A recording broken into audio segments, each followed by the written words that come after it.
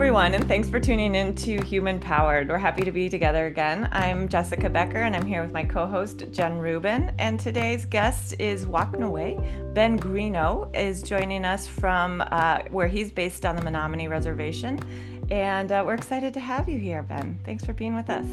Hey, also Monique, and appreciate you inviting me. I know you have been you've been working at the Menominee Nation High School for 17 years, I think. And Yeah. yeah, and I listened to the interview that you did on WPR a while back about the new program with the language for young learners. And you also teach traditional Menominee arts, right? And have a background yourself in art. Um, Yes. yeah, I love the sort of holistic, full education that you embody, and I know you've also won Educator of the Year awards Mm. and other amazing things. How do you introduce yourself? What do you really most identify with, and how do you talk about your work? Well, I guess when I do introduce myself, I try to do it all in the language.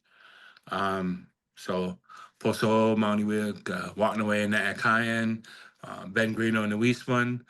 And I mean that's real simple, it's real basic way to say, who I am and how I'm known among my people versus how I was named from my parents.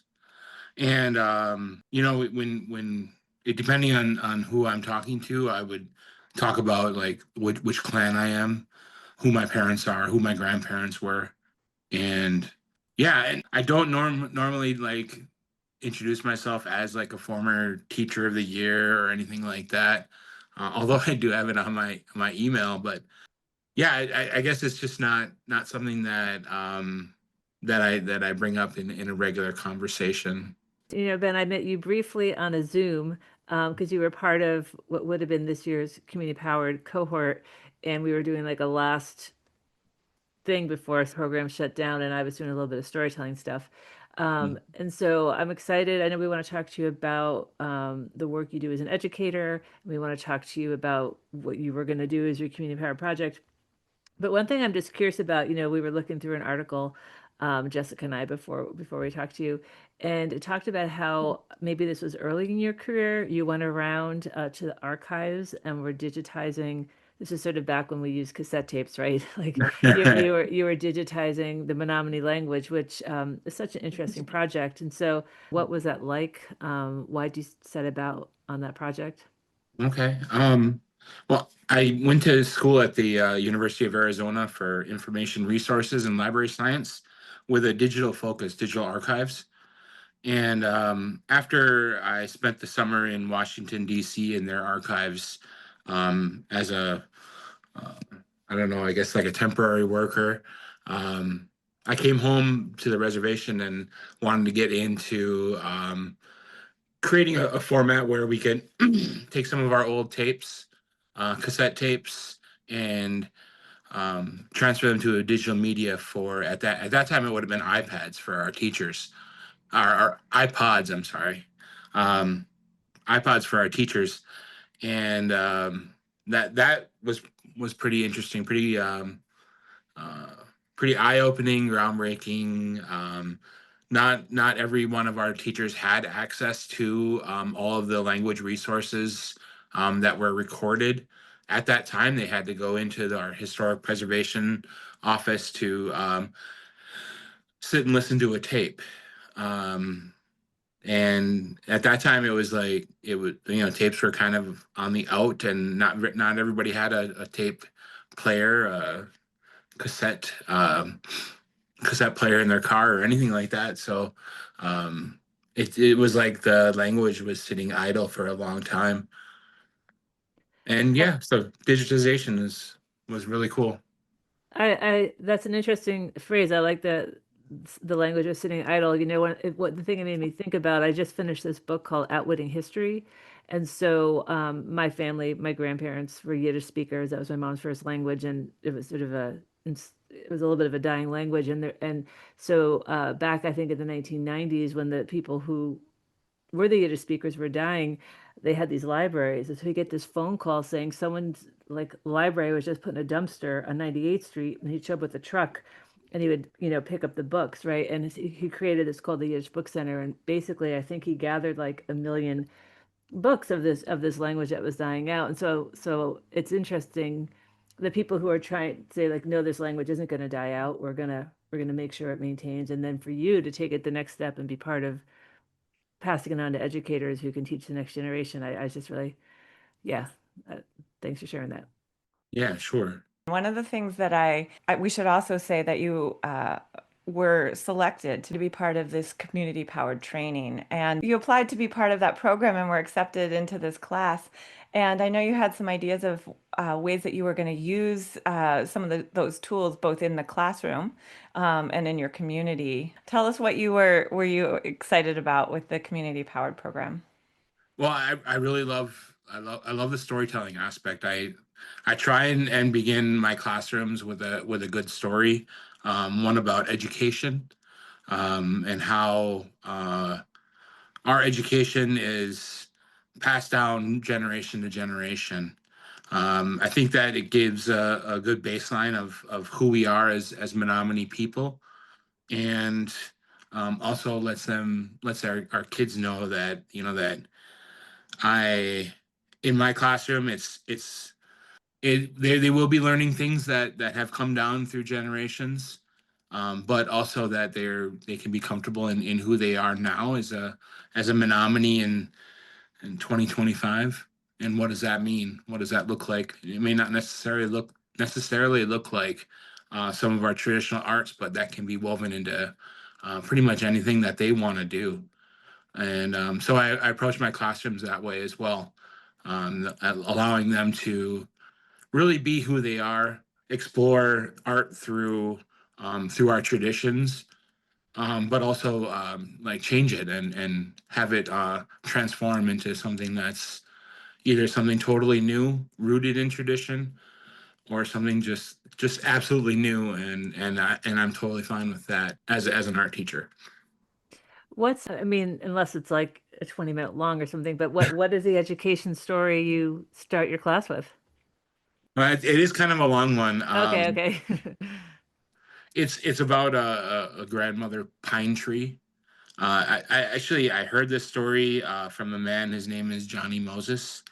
He comes from up north in Canada, and and he talked about how this story had been passed on, not just within his own tribe, but like through other tribes, through intermarriage, and how that story had like he's heard it many different ways now from different people from different areas. The power of that story.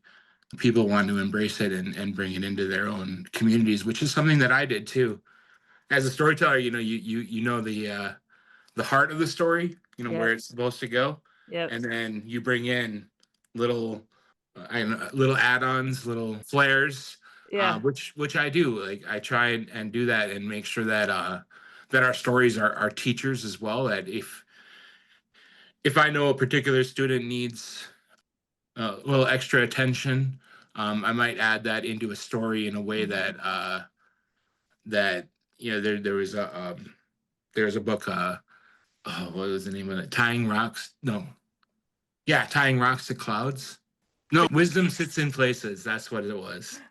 And it talks about how the Apache used stories to address issues that were going on within their community, and how like if they would just mention a certain place in the story, and somebody would know that they're talking about them and that they're not doing things that should be right just by knowing the story of that place.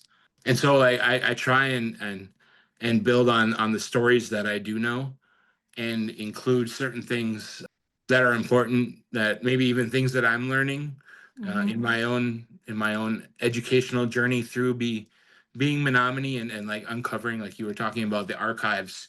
I've done more than just tapes. I've brought back a lot of digitized photos of the I guess the studies that were done on us, the background, the journals and field notes of different ethnographers.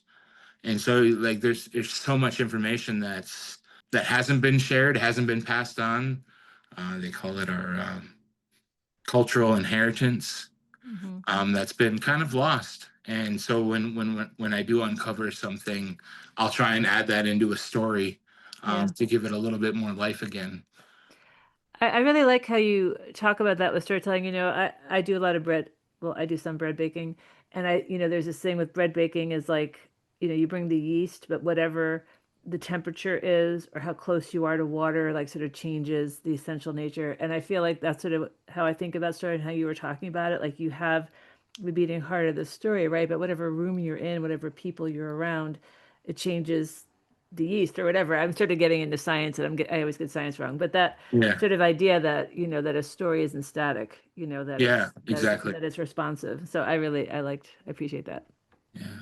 When we look at some of the ethnographies that were written about Menominee, and I'm sure every tribe that, when stories were recorded or written down, it was like a very condensed version of the story. It was like just the meat of it, and we talk about how our storytelling in the wintertime would go on for days and weeks, and then you sit and read these little itty bitty snippets of stories and ethnographies, and I know that there's more to it. There's, the way that we tell stories, the songs that are associated with the stories, and all of those things, build a bigger picture than what we've been given.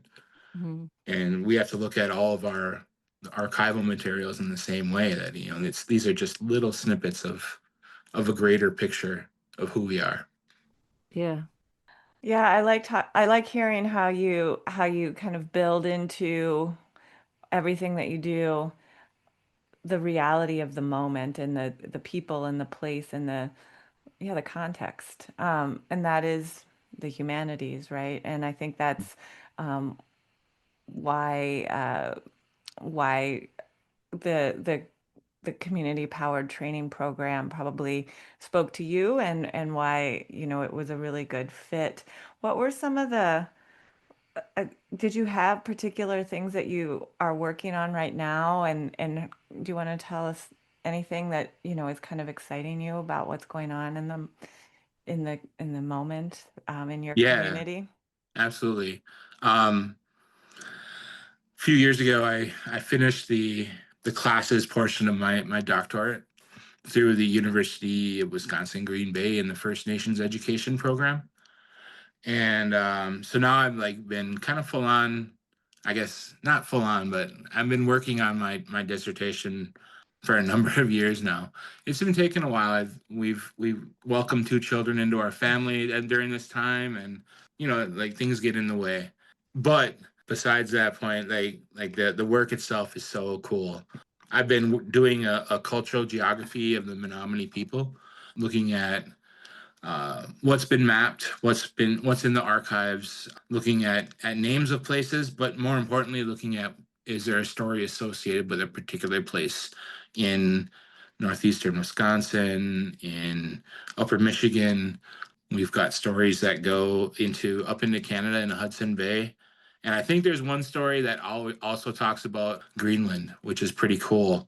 We've been finding a lot of really cool stories, as a people, rediscovering some of the things that were once told to ethnographers or just history buffs throughout the time, and just like bringing that all together and putting into one place. So I've been creating this map, which I was planning on working with the humanities to help kind of roll out to the community. Yeah, that's what's really got me going right now. That's awesome. I love maps so much. Yeah, I'm a really visual person, and something about sort of that, yeah, putting it, interpreting information. Yeah, Really like that. Since I am no longer with Wisconsin Humanities, I am now with the Wisconsin Academy and the Wisconsin Academy of Sciences, Arts, and Letters, and am the editor of the Wisconsin People and Ideas magazine. And I don't know if you have anything to do with this, but I'm working on an article right now about the tribal elder food boxes. yeah, Yeah, and And so I don't, just thinking about the foodways and the sort of inspiration or how those boxes came to be. I understand that it was during the pandemic when and a good number of people depend on the distribution of government food. There was a real recognition that the food that was showing up in those free boxes was really disconnected from what people wanted to be eating. And Hmm. it then also presented this question of why there weren't more opportunities for sort of the infrastructure and the producers and the sort of food systems that had been broken.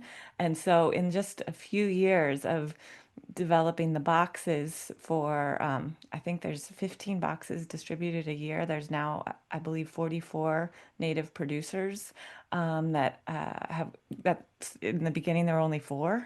So, that's been just in a couple of years, this incredible, yeah, building of systems.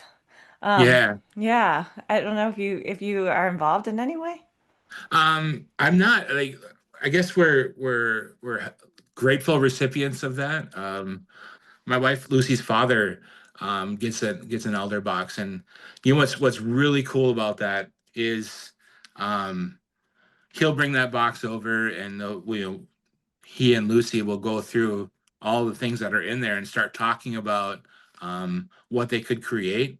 And so like stories of her father's mother and the things that she would cook are starting to come out. And so we've been doing some recreation of older dishes, and he loves it. He's like he just it just brings up all of these memories and stories. And of course the food is amazing. Yeah. And so it's called an elder food box, but it's really intergenerational because um he shares it with us and then our kids, and also brings in past ancestry. And so we've been able to like bring up some of the old the recipes that he is still has from his mother. And yeah, it's a beautiful Yeah. thing. I don't know if that was an expected outcome of the tribal elder food box, but it's opened up a lot of Yeah. avenues that are really great. We don't want to take too much of your morning, but I there was one sort of this teachers in their power story. It was a nice thing to read before jumping on this call because I was like felt like I knew you a bit more, Right on. which is nice. Um, there's something that you say in here. And I'm just going to read it. Mhm. We can't go through life complaining about the things that we see are wrong. We need to have solutions. We need to be able to think creatively. And then you go on to say that education is never stagnant. It can never be the same. It can never be repeated year after year because we all change and our needs change. The needs of our communities change and the needs of the world change. So education has to change with it. Um, what do you see happening in your community right now, and what's going on? Oh man, that's a big question. Post pandemic, it's a different education world. Um, I don't see it as much, because I teach something totally different. But I know like our kids seem like they are a little bit behind in behavioral, because they have that, like they call it, I guess it would be like a gap year, like or a gap few years from not being in school, not being associated with other children.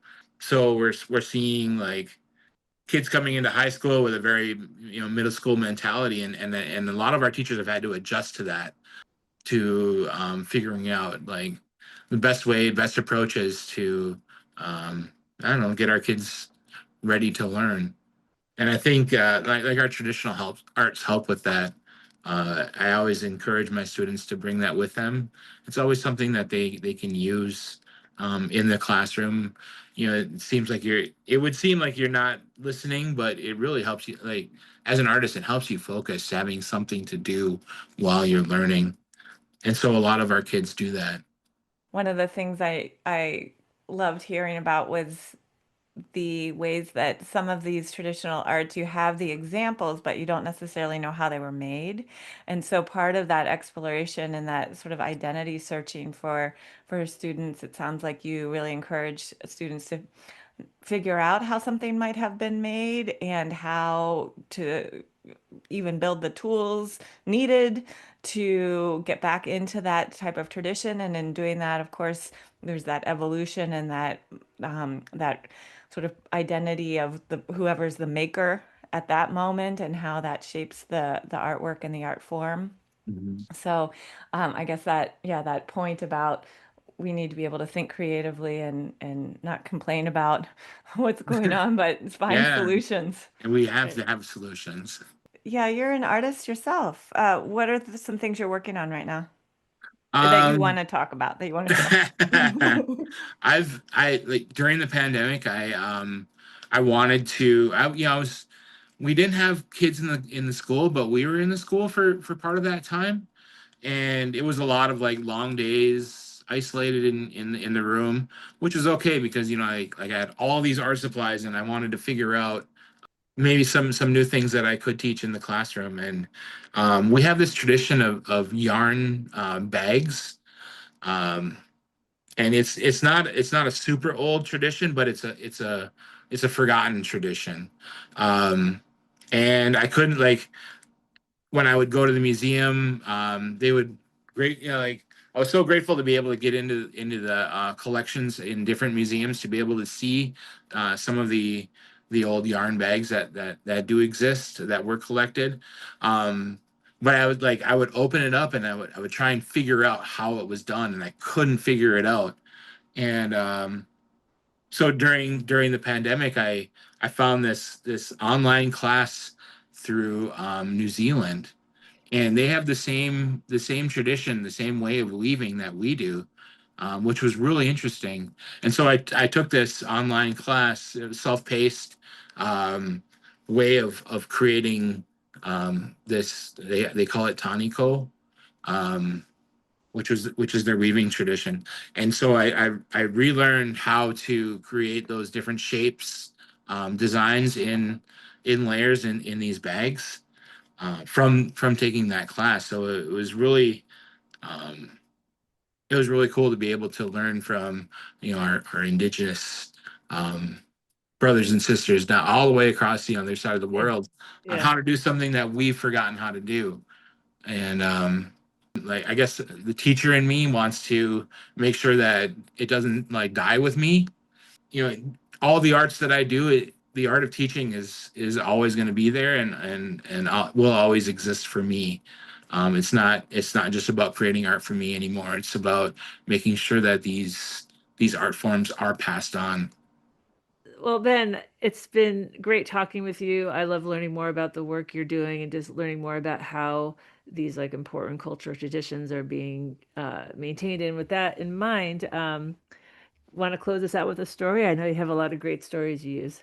Yeah, I would really like to recognize Johnny Moses for sharing this story, and let the people know that this story does come to us from relatives from up in Canada, and I use this story pretty much every year.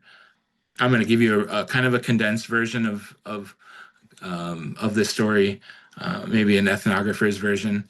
Um, but so a long time ago, grandmother pine grew in the forest, and she was a huge pine, the largest tree of the forest, and she brought in all of these other plants and animals, um, and created an amazing community around her.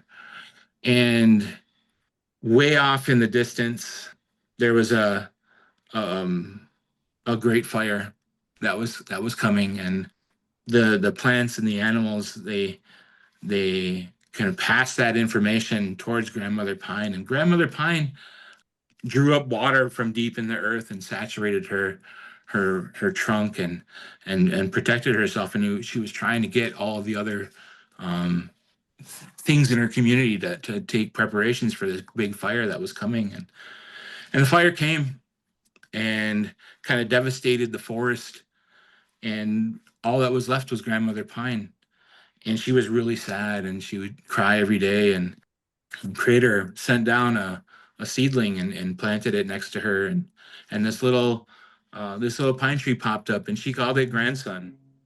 And every day she would teach Grandson something, and she would she taught Grandson how to pull water from the earth using her roots, and Grandson brought that water up and felt good and felt saturated, felt loved, nourished.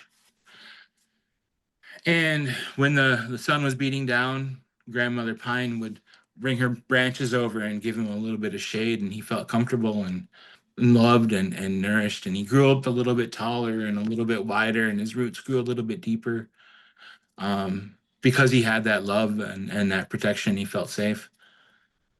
And when he would get lonely, Grandmother Pine would call in the songbirds, and they would sit on their branches and sing their songs, and they would both feel really good. And once he felt good and felt loved, then Grandmother Pine would impart more of her knowledge, what she knew about the forest, and slowly the community around grew. And these two were like the forest stewards. So year after year after year, she would teach her grandson how to be a great pine in the forest. And he grew up tall, and his branches grew wider, and his roots grew deeper, um, all through the love and caring of his grandmother. Well, one day came when he was almost as tall as Grandmother Pine, and she knew that her time was coming where she was about to leave. And Grandson said to her that, you know, when you are thirsty, I'll be the one to bring the water up with my roots. When you're tired, when the sun is shining so hot that it feels like your leaves are going to burn, I'll be the one to cover you with my branches. When the when you're feeling sad and lonely, I'll be the one to call the birds over to sing to you. And so that's how that story is kind of how I base what I do as an educator. Like, I need to make sure that all of my students feel safe in my classroom, that they have the things that they need, that they're nourished, that they're, if they need a day off, that they can feel free to take that day off in my classroom. I think it's important for us to recognize the needs of our students, that they're not going to be able to grow, they're not be able to put their roots down deep, their branches won't be able to spread out if they are worried about everything else but what's going on in your classroom and what they're learning. Well, I mean, that seems like just a perfect way to end this. I love that story. I feel like if I had a teacher starting every class with a story, I would have done a lot better in school than I did. So, thank you for sharing that and how that sort of mirrors your approach to education. That was great.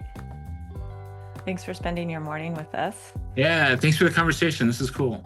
Yeah, really nice. And yeah, good luck with the beginning of this new school year.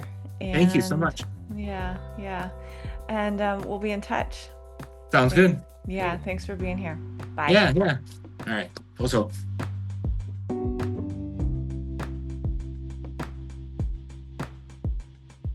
Well, I really enjoyed talking with Ben just now. As you know, I love a good story, and I could listen to him tell those stories all day. So that was a nice treat at the end there. I know I wasn't quite ready for it to end, to be Yeah. honest. Yeah, what a treat to talk to him. And one of the amazing gifts of this podcast for Jen and I, as we continue to stay connected with people who have had association with Wisconsin Humanities, is to get to, really hear about what's happening around the state, talk to people who we've gotten to know through Wisconsin Humanities work. Ben was one of the folks who was selected to be part of the community powered training, and connected through Chrissy Widmeyer, whose amazing work in bringing these sort of techniques and tools around the state continues. And she's also the audio producer of this podcast, so we're grateful to her work. So thanks for listening. We hope you enjoyed being here, and we'll be doing another episode in 2 weeks. So please share and do all those nice things that listeners do. And yeah, tune back in a couple weeks. Yep. Thanks for listening.